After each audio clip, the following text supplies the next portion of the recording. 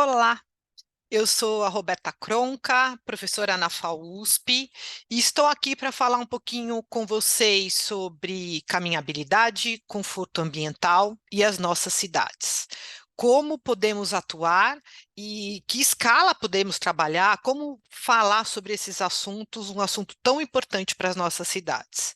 Antes de mais nada, antes de começar a conversar com vocês, eu gostaria de agradecer o convite e a organização do City Architecture and Sustainability, da versão de 2023, e parabenizar sobre uma escolha de um tema tão importante e tão caro para as nossas cidades dos dias de hoje.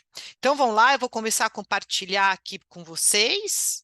é, o que a gente vai estar conversando hoje é sobre os temas que a gente resolveu conversar e entender, né, qual que, na verdade, é o grande problema que a gente quer resolver nas cidades. Acho que foi. Vamos lá. O tema, então, aqui da nossa conversa é ambiente urbano, conforto ambiental e caminhabilidade, diferentes escalas de intervenção. Antes de começar aqui a falar, eu gostaria primeiro de pontuar duas coisas para vocês. A primeira é que eu vou deixar no link da apresentação alguns trabalhos importantes que eu vou estar citando aqui, então vocês podem citar, e no final vai ter o meu e-mail, então qualquer dúvida vocês podem entrar em contato, que eu estou aqui para auxiliar no que for possível. E falando mais da apresentação, né, a ideia é mostrar algumas pesquisas que estamos fazendo. Claro, as pesquisas sempre apontam para alguns caminhos, mas na verdade que são sempre problemas que nos instigam e que nos impulsionam para estar fazendo sempre novas pesquisas e propondo melhorias para as novas cidades. A gente dividiu a nossa fala aqui em três momentos. Na verdade, inicialmente eu vou dar alguns conceitos mais para balizar o que a gente está falando aqui. A gente sabe que falar de cidades em um evento como esse existe um público muito diverso, com formações diferentes, e na verdade alguns conceitos muitas vezes são vistos de formas diferentes, então é importante pontuar algumas coisas. E depois eu vou mostrar dois trabalhos que tratam justamente das diferentes escalas, né, da caminhabilidade, vocês vão entender no decorrer aqui da apresentação. Primeira coisa que eu gostaria de dizer é que o conforto ambiental, muitas vezes, ele é injustiçado no sentido de parecer que é algo que é supérfluo, que não é tão importante, mas, na verdade, ele é importantíssimo para as nossas cidades, né? O conforto ambiental, a questão do aspecto do conforto térmico, acústico, luminoso, ergonomia, é de extrema importância, não só para os nossos edifícios, mas para o ambiente urbano, ou seja, para o ambiente construído. Mas quando a gente fala de conforto, a gente tem que entender que a gente está falando de uma percepção individual. É, que é percebido de formas diferentes e que tem vários aspectos aí em várias dimensões acontecendo, e a gente tem que entender isso. Então, eu queria pontuar isso porque a gente, quando trabalha com conforto, a gente não trabalha, dependendo da escala, só com os aspectos quantitativos, mas também a gente fala dos aspectos qualitativos. Só para entender, para olhar para a cidade, entender um pouco. A gente tem diferentes formas de estar olhando para isso, diferentes layers, diferentes camadas para estar entendendo a cidade. A cidade não pode ser trabalhada de forma estratificada, separada, mas muitas vezes, por uma questão didática, nós acabamos dividindo isso, dividindo esses assuntos, ora detalhando mais, ora tentando olhar de uma forma mais complexa como um todo, mas é muito importante entender que a cidade é um objeto importantíssimo e precisamos trabalhar de diferentes formas para conseguir melhorar o ambiente no qual a maioria das pessoas vive. Claro que quando a gente fala dessas questões e olha no decorrer do tempo, a gente entende que as questões foram relacionadas às cidades foram ficando cada vez mais complexas. A gente tem a cidade, eu diria que as cidades brasileiras, a gente tem uma predominância da formação das cidades, né, do crescimento até voltado para o carro, no sentido de que não prioriza aspectos relacionados ao pedestre, e isso é muito complicado, porque a gente acaba tendo várias questões relacionadas com a falta de qualidade dessas cidades. Somado a essas questões, as questões ambientais, as questões de mudança climática, da falta de qualidade do ar, a questão do ruído, quer dizer, são vários problemas que vão se somando no decorrer do tempo, frutos da forma com a qual nós utilizamos a cidade, que muitas vezes criaram um problema de tal magnitude que é complexo de resolver. E importante, então, cada vez mais estarmos aqui conversando e discutindo sobre esses assuntos e mostrando as pesquisas que tentam, de certa forma, trilhar esses caminhos e mostrar algumas possíveis soluções relacionadas ao nosso tema. Claro, então, olhando para esse emaranhado de questões, como tentar resolver, como trabalhar com esses aspectos, sempre tendo o objetivo de melhorar a cidade, de fazer cidades melhores, principalmente para nós, pedestres, cidadãos que habitamos essas cidades e queremos ter ambientes melhores, mais saudáveis para todos, né? Para as pessoas que usam, para as crianças, para os idosos, para as pessoas que têm dificuldade de locomoção, quer que seja. Então, só para pontuar aqui, quando a gente está falando de ambiente construído, estamos falando das cidades, dos ambientes urbanos e dos edifícios, e a ideia aqui foi justamente focar em algo que talvez não seja tão comum, né? Hoje a gente falar do ambiente urbano, da questão do conforto e da questão da ergonomia no ambiente urbano. Essa ilustração está aqui mais para provocar um pouco vocês. Eu deixei no link da bio uma série de artigos que nós fizemos nesse sentido, mas de certa forma, como as coisas são tratadas e os problemas que advêm dessa forma de olhar para as questões. A gente está vendo um escritório, é todo assim organizado de uma forma muito cartesiana, todo mundo uma pessoa atrás da outra, mas ao mesmo tempo eu consigo olhar e eu vejo de um lado um painel no Instituto do Mundo Árabe do Jean Nouvel, em Paris, que trabalha a iluminação natural de uma forma super diferente, né? Não vou nem detalhar sobre o projeto. A gente tem uma cobertura aí de um projeto do Lelé, e na verdade a imagem parece um Frankenstein de soluções, mas na verdade eu não sei direito se esse ambiente é adequado, ele é confortável ou não. E, na verdade, essa imagem é justamente para provocar a forma com que nós, arquitetos, urbanistas, designers, engenheiros, né, todos os profissionais que trabalham com a cidade, como que a gente vem tratando as questões quando a gente fala de conforto ambiental. Muitas vezes a gente especifica muito um aspecto e acaba não vendo o todo, acaba não vendo a questão do desempenho do projeto, entendendo que as pessoas utilizam aqueles espaços e têm demandas e percepções diferentes, né? Então, esse Frankenstein aí, essa imagem que a gente fez uma série de artigos que justamente questionam esses aspectos, é justamente para provocar e levá-los a refletir sobre essas questões. E claro, eu tenho que falar um pouquinho quando a gente fala do urbano, eu estou mostrando aqui uma imagem do Copan, mas para mostrar que a gente teve um período da nossa história, a gente está falando aqui do modernismo em São Paulo, de uma época que um arquiteto da escola carioca veio para cá para fazer um projeto, o Copan, um edifício que tem muitas qualidades, a ideia não é falar disso aqui, mas é justamente olhar para uma arquitetura que entendia a cidade e olhava para o térreo, entendia essas questões, entendia a importância de ter um ambiente urbano utilizado pelas pessoas e celebrado pelas pessoas. Então é importante a gente olhar que no decorrer da história a gente teve isso.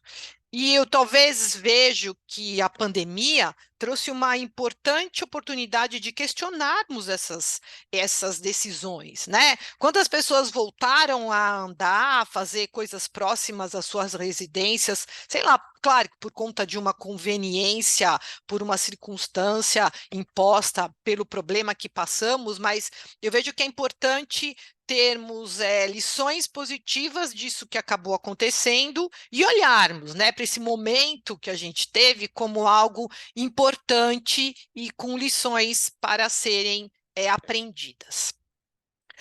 Obviamente, eu falei no início aqui da nossa fala, tem horas que a gente tem que focar, tem hora que a gente tem que ver como um todo, mas a gente sempre tem que ter como objetivo, olhando aqui para o tema da nossa palestra, trazer cidades melhores para as pessoas. A gente não está falando para os carros, a gente quer que as cidades sejam melhores para as pessoas. Cidades com mais qualidade, qualidade de ar, com a melhor questão do conforto térmico, a questão acústica, que as pessoas sintam-se seguras para andar, e nós, como profissionais da área, arquitetos, urbanistas, designers, engenheiros, quer dizer, como fazer isso? Como eu posso ajudar no desenho urbano ou na esfera de uma política pública no sentido de atingir esse objetivo?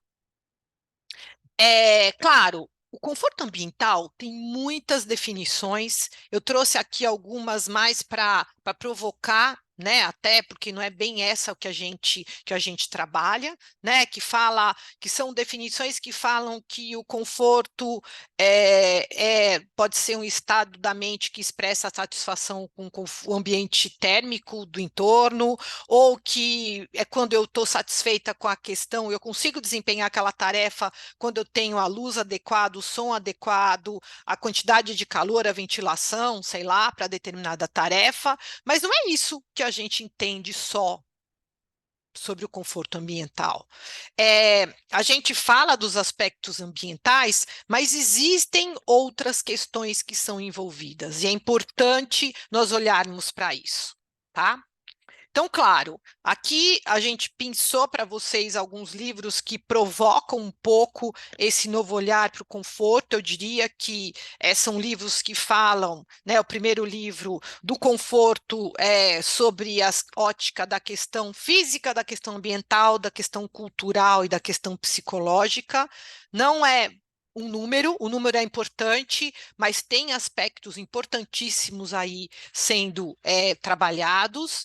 E as outras duas publicações que falam sobre isso também, sobre a questão do conforto ambiental, mas não só sobre isso, também olhar para o usuário, esses aspectos psicológicos, a percepção e principalmente a questão da saúde, né? A última publicação, apesar de ser antes da pandemia, ela ficou muito importante justamente por olhar para essa questão. Quer dizer, não é a eficiência energética somente, também a questão da saúde em primeiro lugar, o usuário em primeiro lugar. Sempre é isso importante a gente ter como foco. E claro, né, a gente tem várias imagens aí, eu não sei se eu vou conseguir mexer na tela aqui para mostrar para vocês, mas quando a gente fala de conforto, a gente tem várias questões, né? E parece que tudo se mistura, sei lá, seja uma imagem ali em cima à esquerda, a 25 de março, ou as pessoas ali, né, os idosos com o pé na água, para se protegendo do sol, um dia de muito calor, a questão do ruído, a questão do frio, quer dizer, é tudo isso, é só isso, quer dizer, será que tem mais coisas quando eu avalio a questão do conforto ambiental? Como trabalhar com isso, né? Já é tudo tão complexo, como que a gente vai fazer para usar isso para melhorar as cidades? Quando a gente fala da ergonomia, eu vejo que é muito importante a gente entender que existem algumas questões, algumas definições que se limitam somente a olhar para a questão do trabalho, da eficiência, e quando a gente fala de ergonomia aqui nessa apresentação, a gente não está falando só desses aspectos, tá?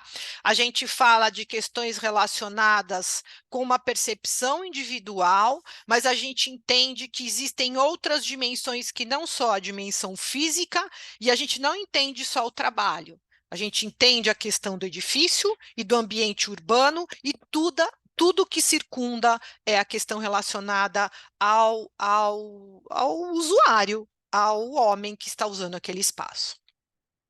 A gente tem uma definição, né? A gente entende a ergonomia como os princípios de ação, sendo a ação a questão do comportamento, atitude, as formas de proceder, né? E esses princípios são justamente essas proposições diretoras a quais o desenvolvimento posterior deve ser subordinado, né? E essa imagem aí eu acho que provoca bastante as questões, né, de como a gente evoluiu, o que a gente melhorou dessas questões relacionadas à utilização do ambiente, quer seja dentro do edifício ou quer seja o ambiente urbano.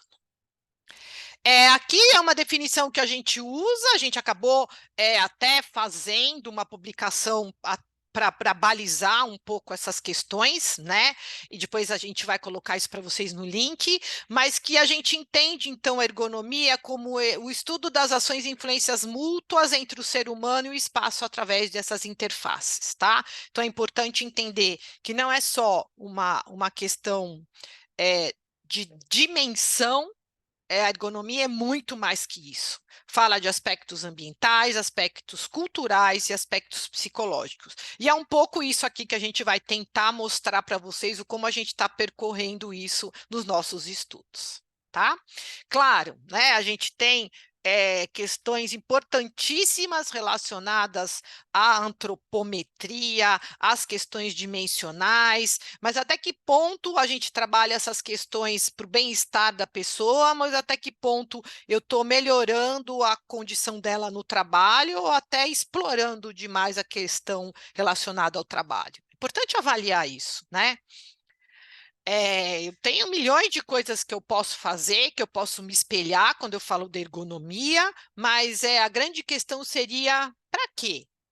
Por que eu estou fazendo isso? Qual que é o benefício que o usuário vai ter daquilo? Né? Como que eu estou usando esse conhecimento, a questão do bem-estar, e o que é esse bem-estar? Eu vou só jogar essas perguntas, eu talvez não tenha muitas respostas ainda, apesar de estarmos procurando, tá bom?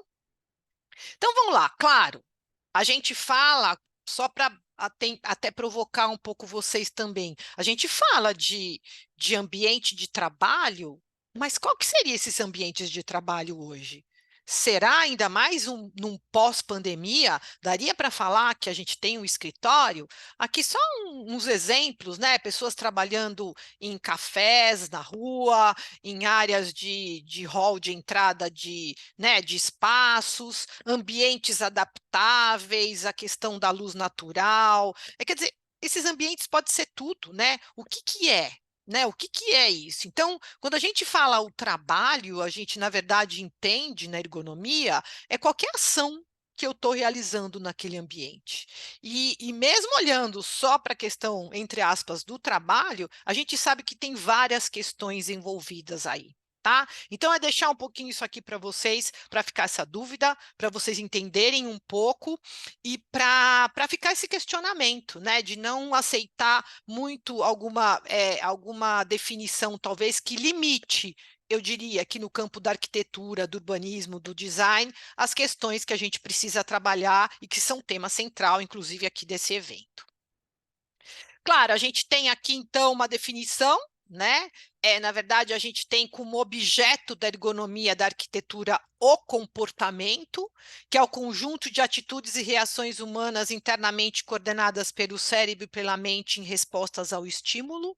Não vou detalhar aqui, mas só pelo fato de olhar essas imagens aqui, essa questão do comportamento é algo completamente questionável. Muitas vezes o que é ergonomicamente correto não é o mais como que eu posso dizer, o mais direto naquela situação, ou muitas vezes assumir que as pessoas correm risco com determinada função objetivo, tá? Então é importante tentar, por mais difícil que seja, tentar olhar para esse comportamento.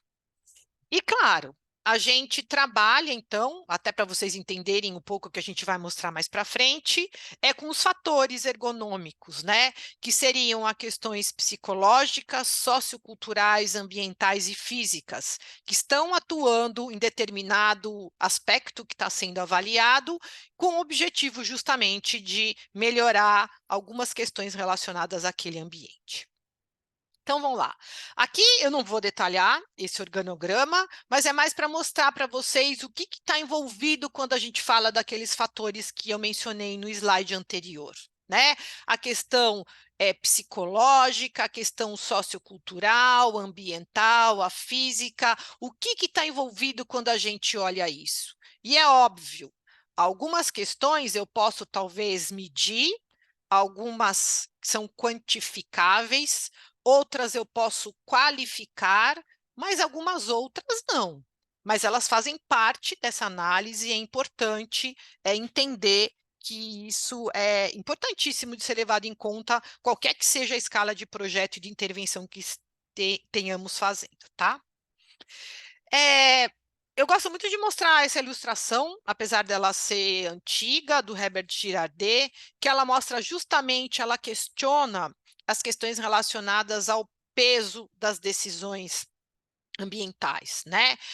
Como é difícil balançar isso e como tem questões importantes envolvidas. Não é fácil manter essa balança equilibrada, existem aspectos sociais, aspectos econômicos, aspectos subjetivos, e que bom que é complicado manter essa balança equilibrada, porque é justamente isso que faz com que move as nossas pesquisas, com que move as nossas proposições e que move justamente o que nós estamos fazendo aqui, é conversar, discutir soluções adequadas para nossas cidades, para melhorar o que nós estamos entendendo naquele momento como sustentabilidade. A sustentabilidade não é algo estático, eu ainda digo que é um conceito em construção, mas que é importantíssimo de ser percorrido e de ser cada vez buscado, porque nós temos que construir a nossa sustentabilidade, falando, olhando aqui para as nossas cidades, olhando para o Brasil. Podemos olhar exemplos externos, olhar outras questões, mas é muito importante entender isso. Quando a gente olha, então, para as nossas cidades, né, a gente tem um show de horror. Eu estou mostrando imagens aqui, à esquerda, na Marginal, a Marginal Tietê, à direita, imagens das pessoas na Avenida Paulista, no Minhocão, e falando aqui do tema da palestra de caminhabilidade, de conforto, eu acho que o que a gente quer não é nada que está aqui nessas imagens. Claro, a da esquerda nem pensar, a direita eu diria que já é um caminho, mas né, a gente quer as pessoas não só aos finais de semana, nos feriados, usando as ruas, mas usando a cidade sempre, sempre, não só esporadicamente. Claro, com toda a rede de problemas que acontecem aí, mas talvez seja essa a grande visão.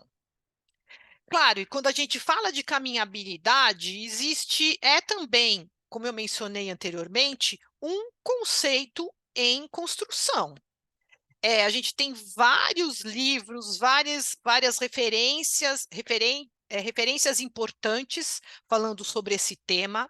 Eu diria que ainda tem várias vertentes sobre esse tema. A gente vai deixar coisas no link da bio para vocês entenderem um pouquinho mais, né, no link do vídeo.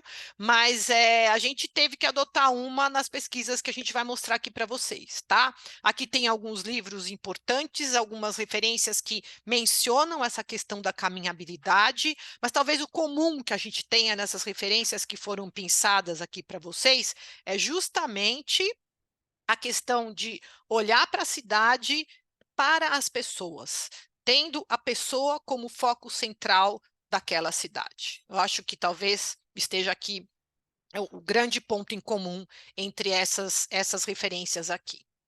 É claro, essa imagem aqui poderia ser em qualquer cidade, em qualquer bairro. Infelizmente, quando a gente fala de caminhabilidade, de pedestre, a gente encontra esse show de horror, tá?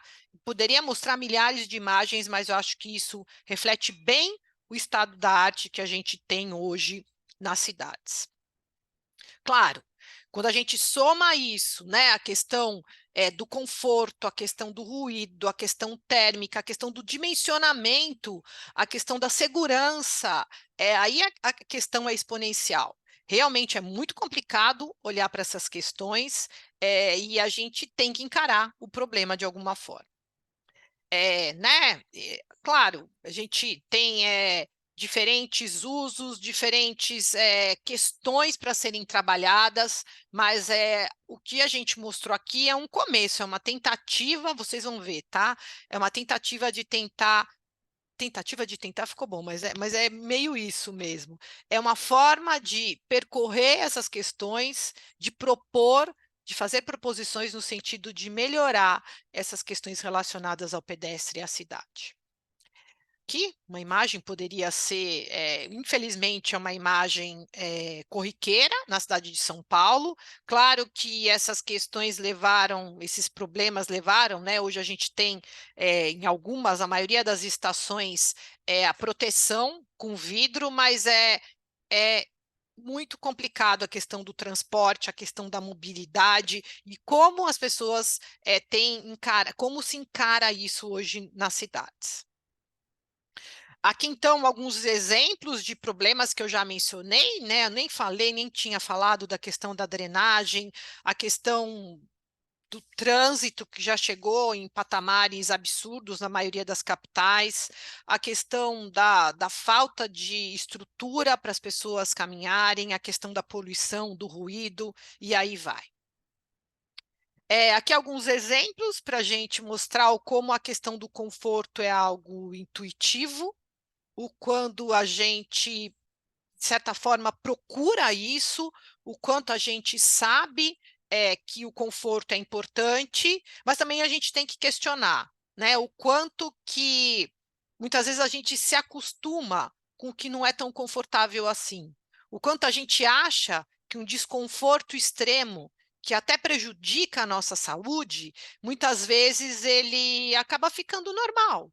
E não pode ser assim, né? Nós, como pessoas que atuam na área das cidades, a gente tem que entender que é proibido fazer com que as pessoas, né, continuem nas condições que elas estão hoje nas cidades.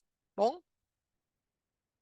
Então, olhando por outro ângulo, aqui a gente mudou essa imagem, né? Antes as pessoas estavam vindo, agora é um pouco diferente, mas a gente tem que se aproximar do problema com esses diferentes escalas, esses diferentes layers, no sentido de tentar melhorar essas questões relacionadas à cidade e aos seus problemas.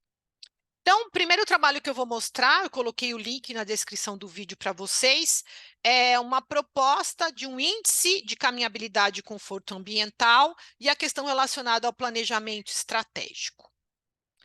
Antes, eu gostaria de falar para vocês que a gente teve que assumir uma definição de caminhabilidade, por mais que a gente saiba que a caminhabilidade é um conceito em construção.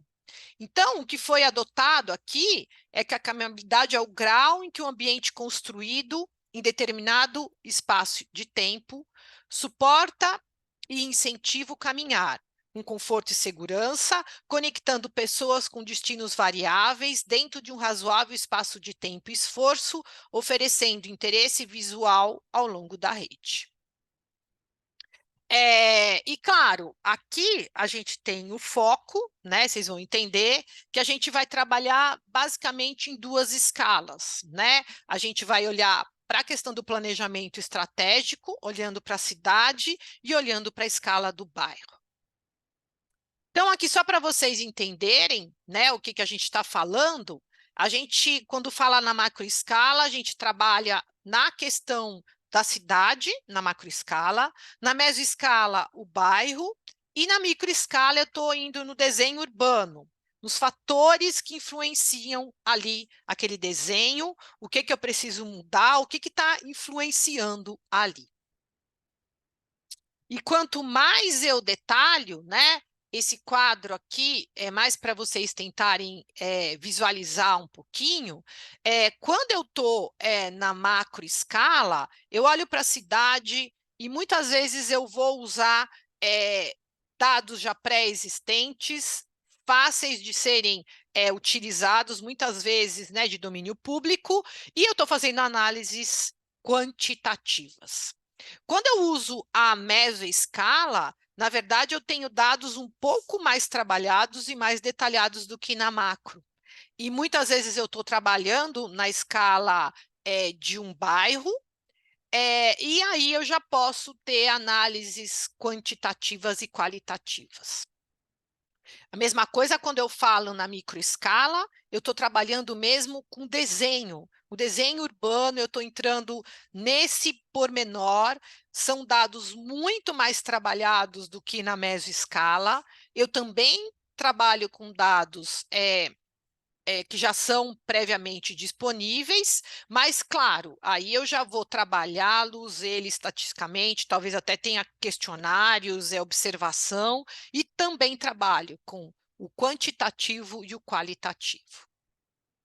Então, aqui, para dar um exemplo para vocês, né, da avaliação que foi feita, aqui é uma correção que a gente fez na cidade de São Paulo, trabalhando com os dados da OD, da origem e destino. Nos dados da OD, a gente tem hoje em torno de 30% dos deslocamentos feitos a pé. Mas a gente sabe que os dados do OD eles acabam descartando as formas de locomoção e levam em consideração, por exemplo, se eu vou de metrô, de ônibus, de trem a trabalho, eles descartam o que eu caminhei aí no meio do caminho, né? Descarta, isso é descartado. Então, aqui eu vou tentar resumir, senão vai ficar muito complexo, mas a gente admitiu que, independentemente da forma de transporte que eu utilizo, eu acabo sempre andando 200 metros. E fazendo essa correção, a gente sai dos 30% de deslocamento a pé na cidade de São Paulo para 60% de deslocamento a pé. Independentemente de eu andar de metrô, de trem ou de ônibus, eu vou caminhar para chegar nesses pontos, né? E isso faz com que essa rede de caminhabilidade, essa rede de deslocamentos a pé, seja muito maior, esse número de pessoas andando sejam muito maior.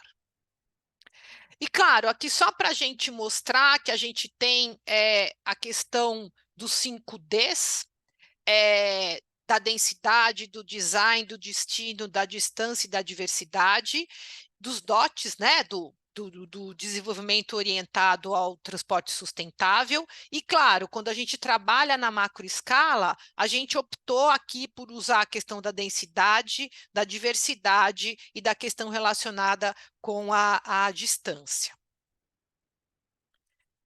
Só para vocês entenderem um pouco, né? Claro que a gente não vai conseguir detalhar muito, né? Mas a gente tentou entender para a cidade de São Paulo o que acontecia com a questão relacionada a esses Ds, né? Então, na primeira imagem, a questão da densidade, a segunda, a diversidade, a terceira, a densidade comercial e a quarta imagem da distância ao transporte.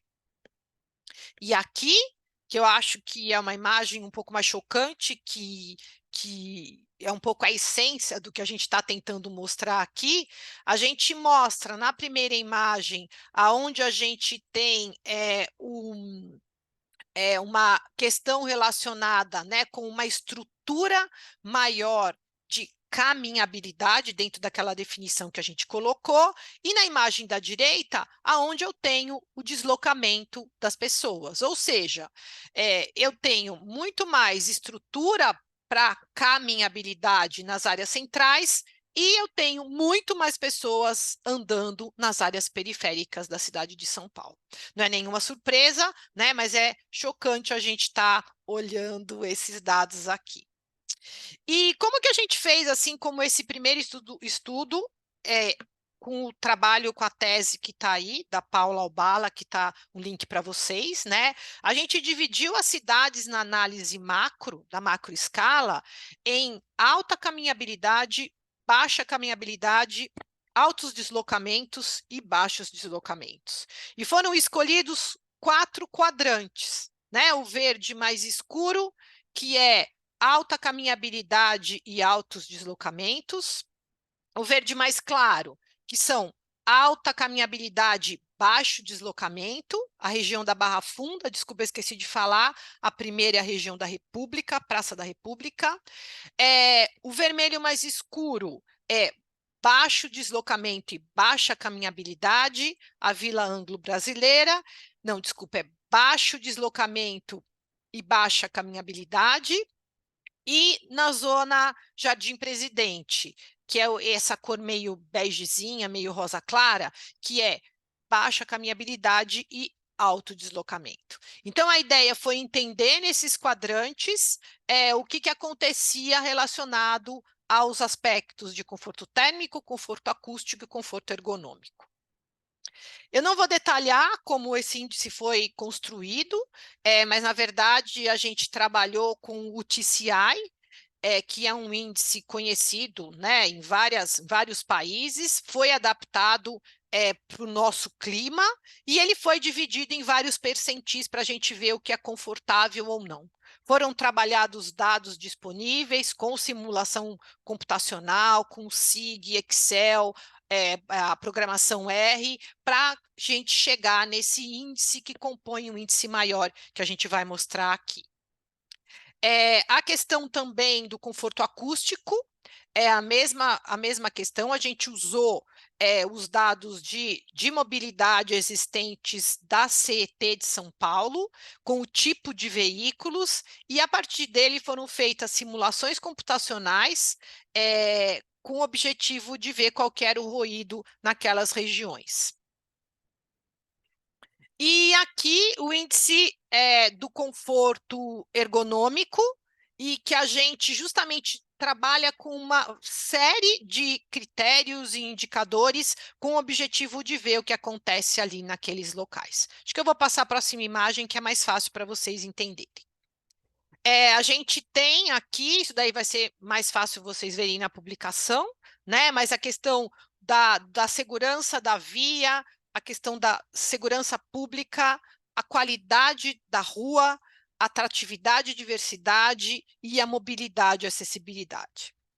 Todos esses critérios têm vários indicadores, são 17 indicadores ao todos, que são pontuados no sentido de entender o que acontece ali.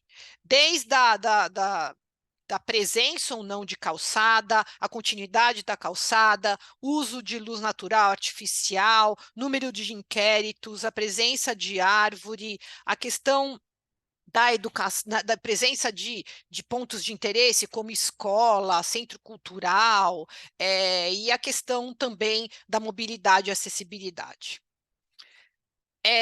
Esse índice que a gente criou de conforto do pedestre, de conforto ergonômico do pedestre, na verdade, ele trabalha com esses vários layers, né? Na verdade, a composição do índice de térmico, do acústico, do ergonômico, justamente para chegar no índice do conforto do pedestre, esse índice de caminhabilidade e conforto do pedestre. Não sei se dá para ver na imagem, né? A gente tem, inicialmente, a gente fez o peso para o índice ergonômico, um peso 2, um para o térmico e um para o acústico, e a gente está testando justamente se é essa proporção, ou se talvez tenha que ser mais para o ergonômico, porque ele tem mais critérios, quer dizer, é algo a ser construído, mas o que a gente tem aqui é uma proposta justamente para ver como essas questões são importantes para a cidade. A gente pode ver aqui na imagem, né, o quanto nessa graduação que a gente criou, que é justamente, né, como a gente dividiu o índice de caminhabilidade e conforto do pedestre. Aqui são como os índices acabam aparecendo na região, na verdade, a caracterização, né? Aqui a gente tem o exemplo a região da República, que é alta caminhabilidade e alto deslocamento. Claro, a gente tem infinitos dados, mas mais para mostrar o exemplo para vocês. Então, assim, a classificação viária, uso e ocupação do solo, a rede de calçada, a rede cicloviária, arborização, transporte público, ponto de interesse, atropelamento, iluminação pública, e aí vai. Tá? Aqui, só mostrando o exemplo da diferença, tá? Do índice de conforto térmico nessas 4 regiões que foram avaliadas. Aqui não está separando nem verão nem inverno, tá? A gente tem isso separado, mas mais para mostrar isso para vocês, que a gente tem, né, regiões bem complicadas aí, né, com desconforto térmico e desconforto térmico de muito calor e calor, tá? Aqui também a questão do ruído nessas regiões, eu acho que a região ali, a segunda imagem, que é a região da Barra Funda, né, tem regiões bem complexas aqui, com extremo desconforto acústico, tá? Depois vocês podem olhar o trabalho com mais detalhe. E aqui a questão do conforto ergonômico, né, que mostra justamente quando é mais verde, que é mais adequado, e quando está mais laranja e mais vermelho, que não está tão adequado assim. Aqui a gente tem a ficha detalhada de cada uma desses espaços, isso daí vocês podem ver mais detalhadamente no trabalho que eu coloquei o link, tá? E daí a gente consegue visualizar isso. Mas o ponto aqui, talvez, é mais para exemplificar, né? Nesse índice criado, então, do conforto e caminhabilidade do pedestre, a pior nota, né, da marginal, que tirou a nota 0,04, e a melhor, que a gente tem embaixo, que é essa que está na Praça da República, tá? Talvez um aspecto mais importante que a gente tem aqui para exemplificar é a possibilidade de entender cenários, né? Esse cenário aqui, eu acho que talvez um pouco mais...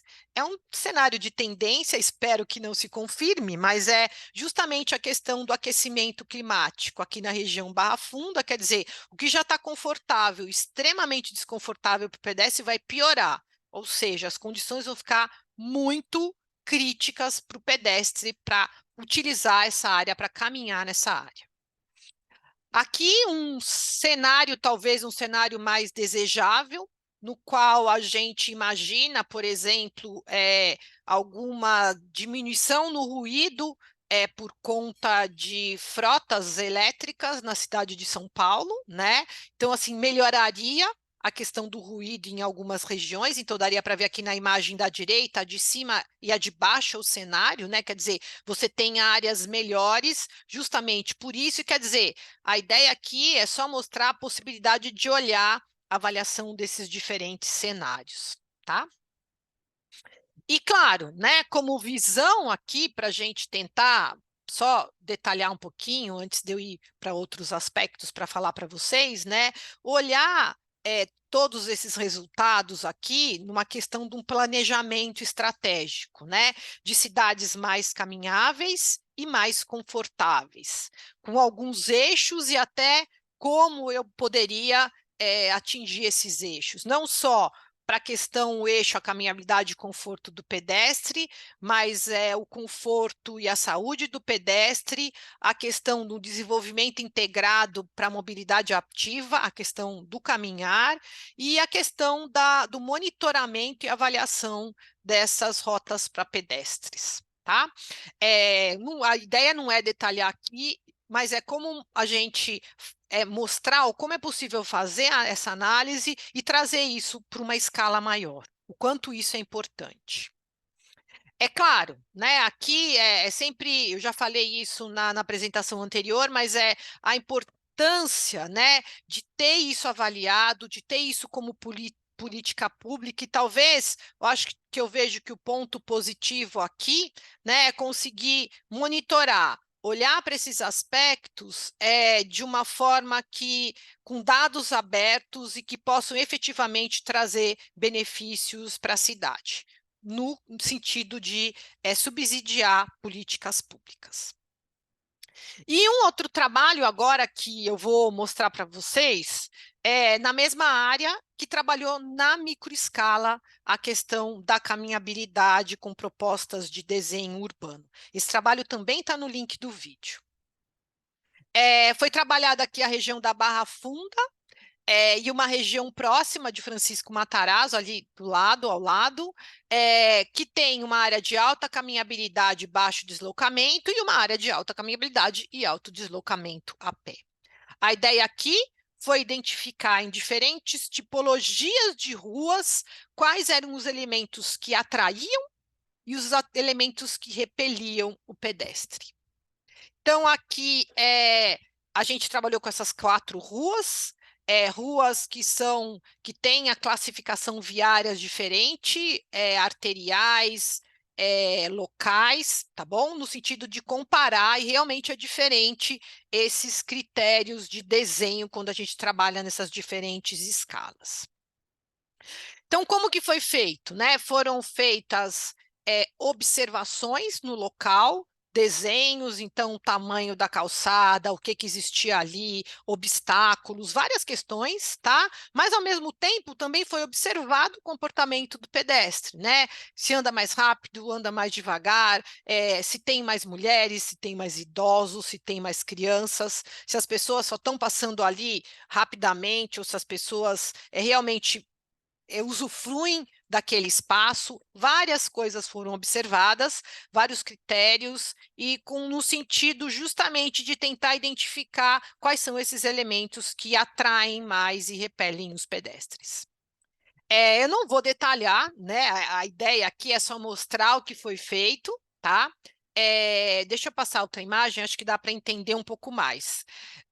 Tudo que é quadrado foram coisas que são quantificáveis, e tudo que é círculo são qualificáveis, no sentido de que foram observadas e que apontam qualidades do local.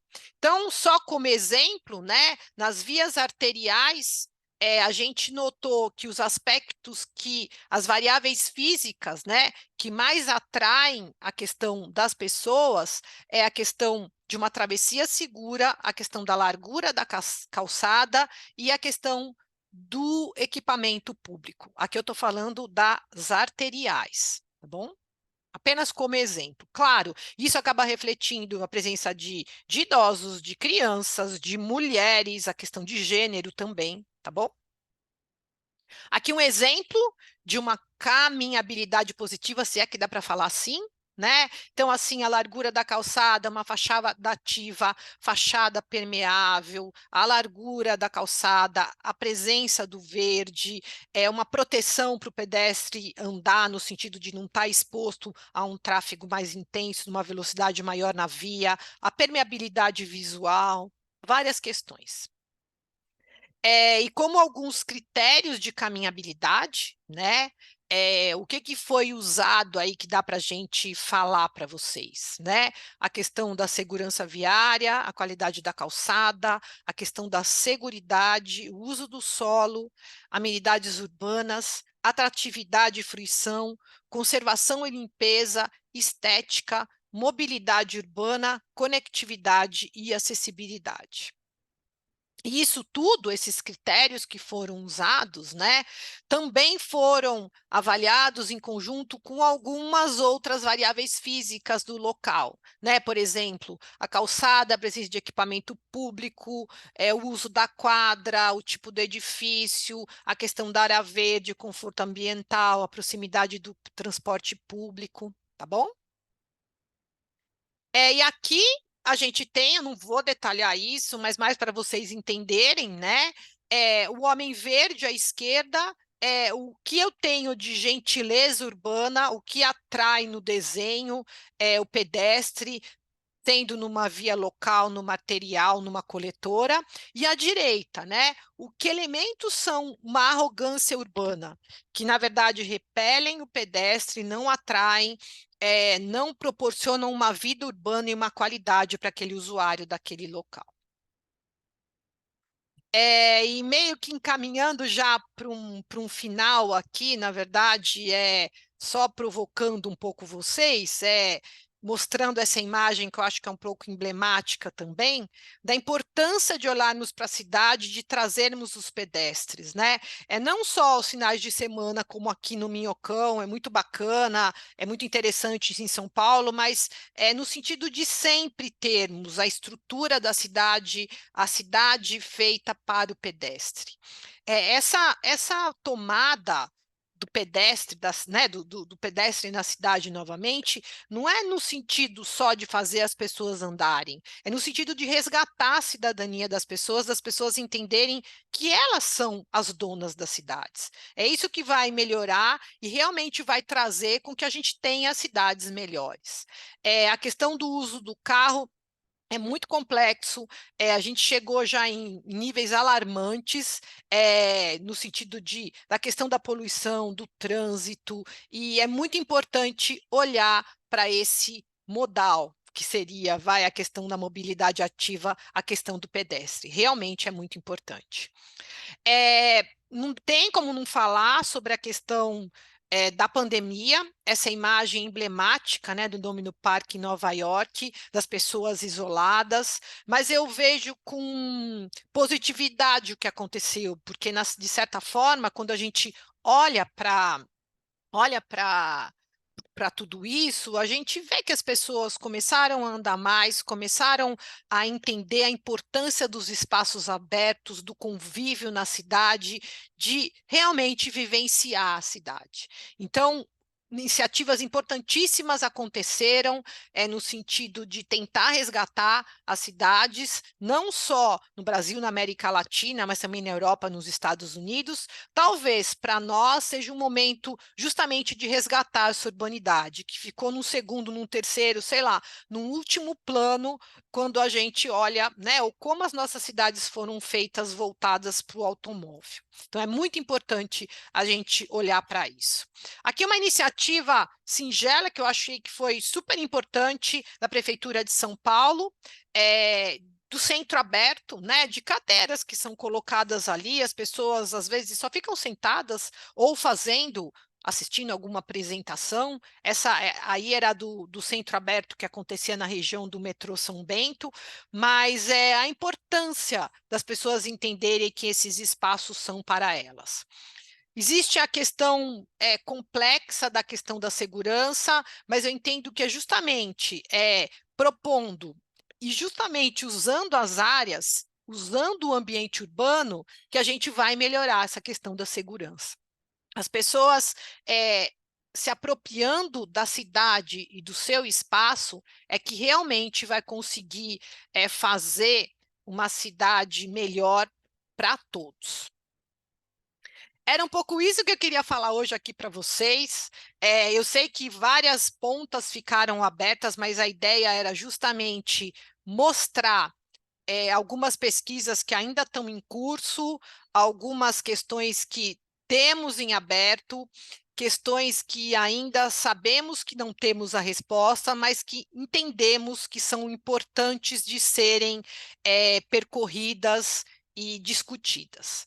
Então, espero que vocês tenham gostado e dizer que a ideia é justamente estar aqui no sentido de contribuir, e qualquer dúvida que vocês tiverem, por favor, entrem em contato. Obrigada pela oportunidade.